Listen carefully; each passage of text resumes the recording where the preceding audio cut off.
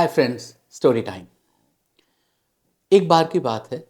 एक गुरुकुल था, बहुत शांत जगह, जंगल में, नदी के किनारे, सभ्यता से बहुत दूर। एक आचार्य थे और उनके पास कुछ विद्यार्थी थे। जैसा कि होता है हर गुरुकुल में, हर इंस्टीट्यूशन में, कुछ स्टूडेंट्स ऐसे होते हैं जो बहुत ब्रिलियंट होते हैं, कुछ सामान्य होते हैं और कुछ एक तो ऐसे होते हैं जो गुरु की अपेक्षाओं पर, उनकी एक्सपेक्टेशंस पर खरे नहीं उतरते। तो ऐसा ही एक स्टूडेंट यहाँ भी था जो आचार्य जी की अपेक्षाओं पर खरा नहीं उतरता था। वजह, बहुत ही सुस्त, एक्सट्रीमली लेजी। कहीं बैठ गए साहब तो बैठ गए, लेट गए तो नींद आ जाती थी, नींद आ गई तो समझो कि 10 12 14 घंटे सोते रहे। गुरुजी उसके भविष्य को लेकर बहुत परेशान रहते थे। उन्हें लगता था सब मेरे छात्र तो कहीं ना कहीं कुछ सक्सेस कमा लेंगे, सफल हो जाएंगे, अपना जीवन अच्छे से चलाएंगे सुचारू रूप से, इस विद्यार्थी का क्या होगा। तो इसी परेशानी में एक दिन उस विद्यार्थी के पास आए, सो रहा था पेड़ के नीचे चारपाई बिछा के। गुरुजी ने उठाया, उन्होंने कहा देखो, ये कोई सोने का टाइम तो है नहीं, सो रहे हो तुम। सारे विद्यार्थी दूसरे जो हैं वो सब मेहनत कर रहे हैं, कोई पढ़ाई कर रहा है, कोई काम कर रहा है, कोई एक्सरसाइज कर रहा है, तुम सो रहे हो। मैं कैसे तुम्हारे भविष्य के बारे में चिंता ना करूं। कहने लगे देखो ऐसा है, तुम जिससे कि किसी परेशानी में भविष्य में ना पड़ो, मैं तुम्हें ये पत्थर दे रहा हूं और मैं बाहर गांव किसी दूसरी जगह जा रहा हूं, ये गुरुकुल छोड़ के थोड़ी देर के लिए, कल शाम को वापस आऊंगा। इस पत्थर की ताकत मेरे आने तक ही है और ताकत इसमें यह है कि आप अगर इसको लोहे को छुआओगे तो वो लोहा सोना बन जाएगा। अब ये तुम्हारे ऊपर है कि तुम इस 24 घंटे में अपने भविष्य के लिए, अपनी बाकी की जिंदगी के लिए कितने लोहे को सोना बना सकते हो। ये सुनते ही विद्यार्थी की तो बिल्कुल पांछें खिल गई। उसने तो सोचा बस देखो मेरा सोना भी काम आ गया। सुस्त रहता था, इधर लेटा उधर लेटा, लेकिन गुरुजी को दया तो सिर्फ मेरे ऊपर ही आई। वाह क्या बात है। अरे गुरुजी तो कल आएंगे वापस, 24 घंटे इस पत्थर का प्रभाव है, चलो थोड़ी देर और सो लेते हैं। जब सोया तो बस इतनी गहरी नींद कि पूरी रात आंख ही नहीं खुली। सुबह उठा 9 10 बजे और थोड़ा हैरान हुआ। फिर सोचा अरे पूरा दिन पड़ा हुआ है, गुरुजी तो शाम को आएंगे, तब तक मैं थोड़ा खा पी लेता हूँ। खाया पिया नाश्ता किया तो और नींद आ गई। अब साहब 4 5 बज गए शाम के। इनकी तो नींद ही ऐसी होती थी कि एक बार आई तो जाने का नाम ही नहीं लेती थी। अब सोचा कि भागें जल्दी से, क्योंकि गुरुजी के आने में तो थोड़ा ही वक्त रह गया है और वरना तो इस पत्थर का प्रभाव खत्म हो जाएगा और मैं वैसे का वैसे ही रह जाऊंगा। तो सोचा कि चलो फटाफट अपनी सुस्ती दूर करने के लिए थोड़ा नहा धो लेते हैं और नहा धो के गांव चलेंगे, वहां से लोहा खरीद के लाएंगे और उस लोहे को सोना बनाएंगे। तो नहाया तो फिर भूख लगाई तो फिर कुछ खाया तो नींद सी आने लगी। अब तो मन ही नहीं कर रहा था जाने का। इसमें 1 घंटा और निकल गया। अब जैसे ही थके पांवों से जाने लगा आश्रम के बाहर, तो हुआ ये कि गुरुजी सामने खड़े मिले। गुरुजी ने कहा भाई बना लिया तुमने अपने मतलब भर का सोना। अब ये बड़ी शर्मिंदगी में, इनके इनर्शिया का तो कहना ही क्या। गुरुजी ने सोचा था इनका इनर्शिया डायनामिज्म में बदल जाएगा उस पत्थर को लेके, लेकिन इनका इनर्शिया तो इनर्शिया ही बना रहा। इनका प्रोक्रेस्टिनेशन तो हटने का नाम ही नहीं ले रहा था। शर्म आई अपने ऊपर बहुत, कैसे मुंह दिखाऊं, कैसे गुरुजी को फेस करूं।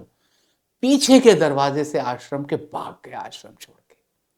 आश्रम छोड़ के भागा तो शरीर में फुर्ती आई। पहली बार देखा कि शरीर में फुर्ती आए तो आदमी कुछ भी कर सकता है।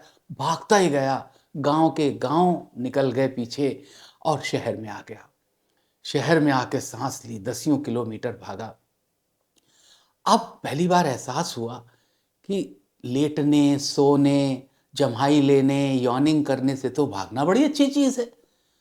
जाते ही किसी सेठ के यहाँ नौकरी करी और बस ऐसे ही जिंदगी 10 साल चली। 10 साल के बाद में वापस आश्रम आया, गुरुजी से मिला।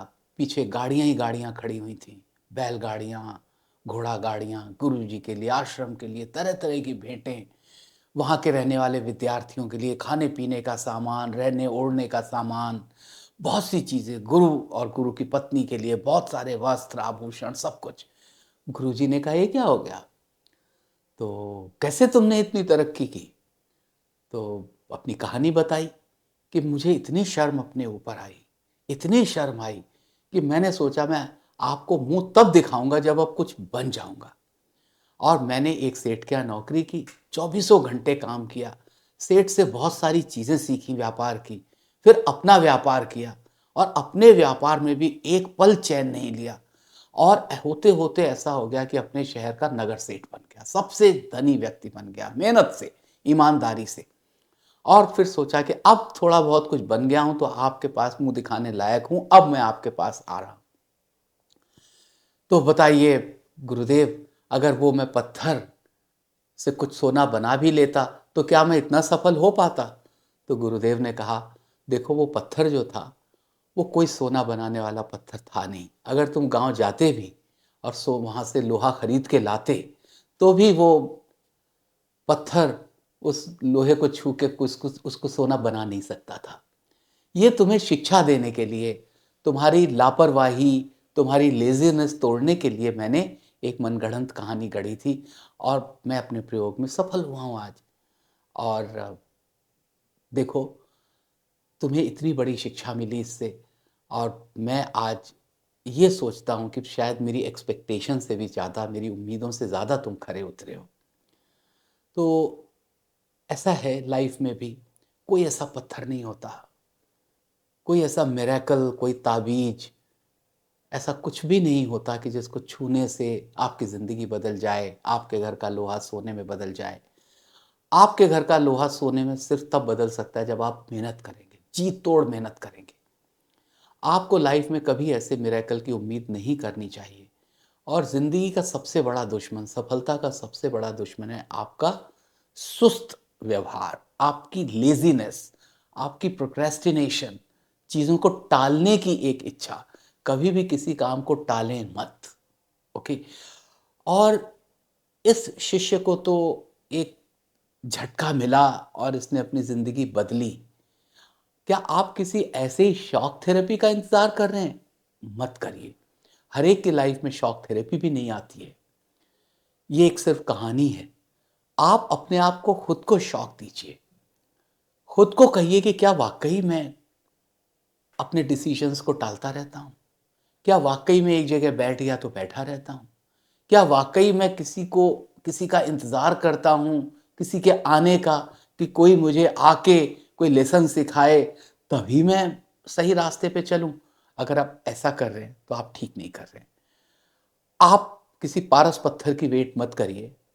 आप अपने आप को झंझोड़िए कि आप खुद ही एक ऐसा पारस पत्थर हैं, जो मेहनत करे तो जिस चीज़ को भी आप छुएँगे वो सोना बन जाएगी। डियर स्टूडेंट्स, इसी कहानी के साथ मैं आपसे विदा लेता हूँ। अगली कहानी में हम फिर मिलेंगे। Thank you.